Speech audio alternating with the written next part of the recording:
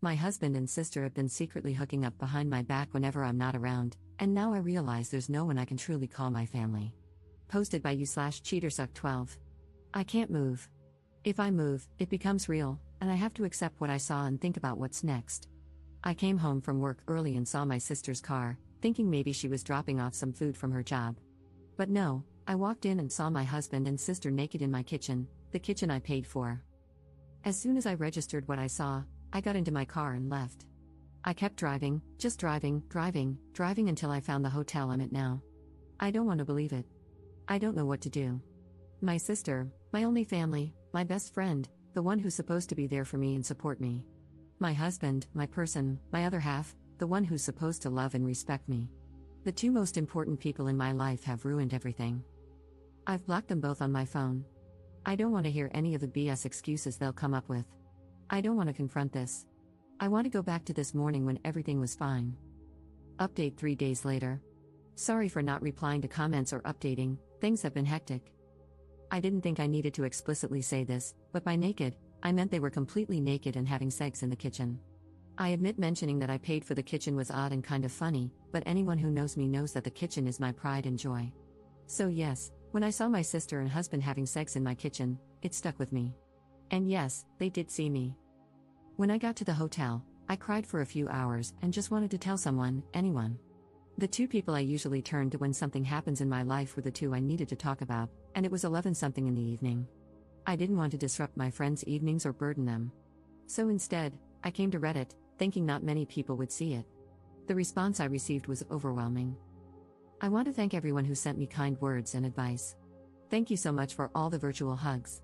I know I only commented once, it's because I had so much to think about and do. I truly appreciate all the love and support. There was so much amazing advice in the comments, though a lot of it was American-based. Regardless, I still appreciate it. One recurring piece of advice was to unblock them and keep the texts and calls as evidence, so I did that. After posting and having another good cry, I realized I needed to get my crap together. I didn't have my sister or any family to help, so I had to do it myself.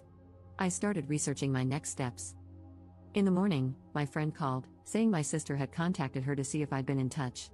I told her what happened, and she very kindly offered me her spare room and took her day off work to help me sort things out. I called in sick at my job, and with her help, I began making progress. I reached out to a friend who works at a bank, and she helped me start sorting out my finances.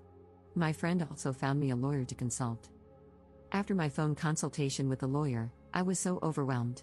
Now I understand why so many women don't divorce their cheating husbands. It's such a lengthy, expensive, and emotionally draining process. Thankfully, I make a stable income and can support myself, and fortunately, we don't have kids. I have to remind myself that things won't happen in one day, it will take time. As for the house, his parents bought it for us. To be honest, after what I saw, I don't even want it. I will try to get reimbursed for my beloved kitchen, otherwise, it can burn for all I care. This whole situation has been incredibly draining, but I knew I had to talk to them. There's no coming back for my husband, and when I checked his messages, they said exactly what I expected: I'm sorry. It's not what it looks like. We didn't mean for it to happen. Please come home. I love you, and so on, just absolute BS. A small part of me thought maybe I could forgive my sister since we only have each other. But after reading her messages, all hope was lost. She used the same excuses our father used when he cheated on our mother and abused us, and she echoed the same things our mother would say when excusing his behavior and abusing us herself. I spoke to her this morning and asked her to tell me straight up, who, what, where, when, and why. She told me that back in July, when I went on a girls' trip, she was at our house and joked to my husband that I'd cheat on him during the trip because that's what always happens. He said no, and they joked about it, but then she suggested he get even with me. That led to them having sex. Once turned into 2 or 3 times, and then it happened whenever they could manage it. There was never any evidence or sign that I was going to, or even thinking about, cheating. I told her we were done and there's nothing she can do to repair this. Later, I got a call from an unknown number. It was my mother, who I haven't spoken to in 7 years. It turns out my sister has been in contact with her and told her what happened. My piece of trash mother, the same woman who used to beat me for breathing wrong, had the audacity to say this is what I get for taking her daughters away from her. It hurts so much. I know things are going to get even messier, and it's going to be a long few years. I've now lost all my blood relations. I need to get all my stuff and find a new place. I want to show them that I can and I will thrive without them. Again, thank you all from the bottom of my heart for all the love and advice. To all the people in the comments who can relate to my situation, I'm so sorry. Second update 10 months later. I actually forgot about this account until recently, and when I logged back in, I saw so many people still commenting, messaging me, and checking up on me. To those people, thank you for your kindness. Since so many of you are still asking for an update, and because I've already shared such a big part of my life, I may as well give a small update. Back in October, my life was in chaos, but I was determined to soldier through it and show them that I can make it without them and succeed. I had to meet with my ex to talk about the house. He eventually gave up, and we decided to sell it. I was reimbursed for my beloved kitchen.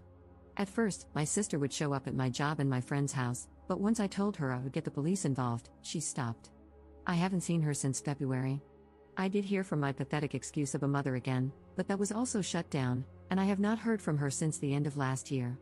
I'm from NZ, so my ex and I have to be living separately for 2 years before we can divorce.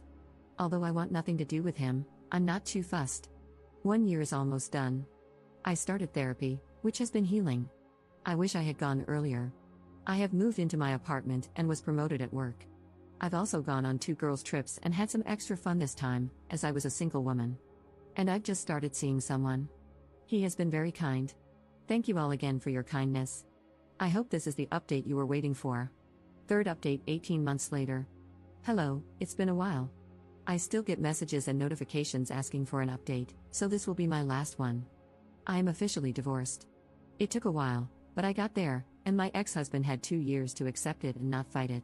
I've got my own house, a nice kitchen, a cute, mature man on my arm, friends who treat me like a sister should, and a job that respects me. I'm happy and couldn't care less where my biological family is or what they're doing. I am enjoying the wonderful summer we're having in NZ and living my life. Thank you all for the support. Wish you all the best.